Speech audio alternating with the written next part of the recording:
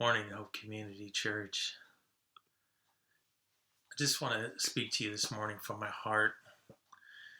Um, as you're well aware of, in the last couple of months, we've been battling coronavirus and all that comes with it, with shutdowns and people being in their homes, many losing their jobs, people sick, some people dying throughout the world.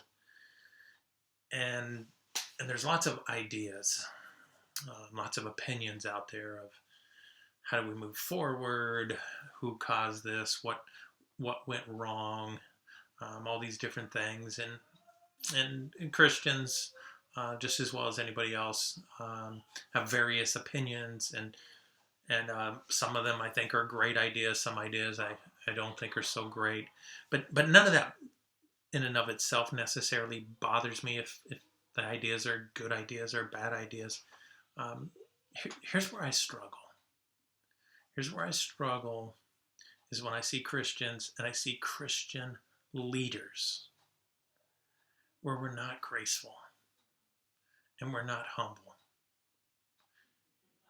And in many ways, just fighting the wrong battle. And I want to remind us that God has called us to live differently, even when we disagree, and when we disagree passionately, or to do that differently than the world.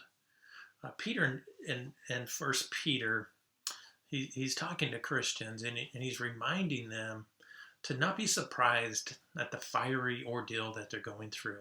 Not be surprised that the devil is coming after you, that he seeks your life, that there are people that do not like you. And in fact, they may even take your very life. And he says, I don't want any of that to take you off guard.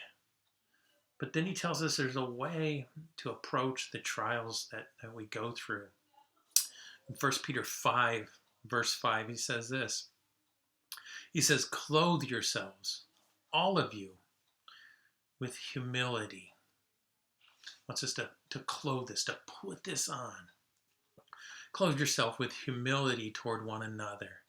For God opposes the proud, but gives grace to the humble. So if you see yourself in a battle right now, and in many ways we're in this battle, we need to be reminded that God's in the battle with us. And he says that he opposes the proud. In other words, if you're fighting this battle and you're doing it out of pride and lack of humility, you're fighting against God.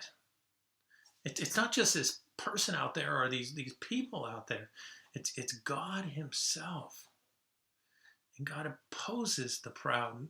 Now, as you're thinking this through, I don't want you to think of humility as a destination, like, oh, I've arrived, I'm now humble.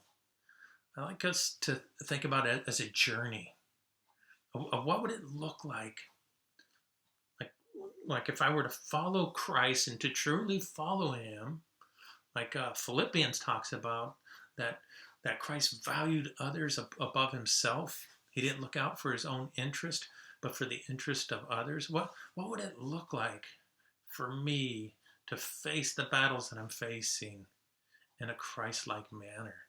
Think about church. Think about any business that you've been a part of, football team, baseball team, whatever sport you've ever played. And here's my experience.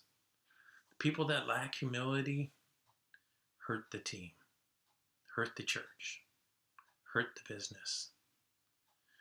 And God calls us to be humble. And when I'm humble, I don't need to be first. I can put others first. I can put their needs above mine. When I'm humble, I can do what's right just because it's right. Whether or not it gets rewarded, whether or not I get noticed or recognized. Can you imagine what you and I, the church, what we could accomplish if we don't care who gets credit, as long as God gets the glory? Let's put on humility. Let's clothe ourselves in humility and passionately pursue God. Love you guys. Hang in there. Keep the faith. Stay strong. Clothe yourself in humility.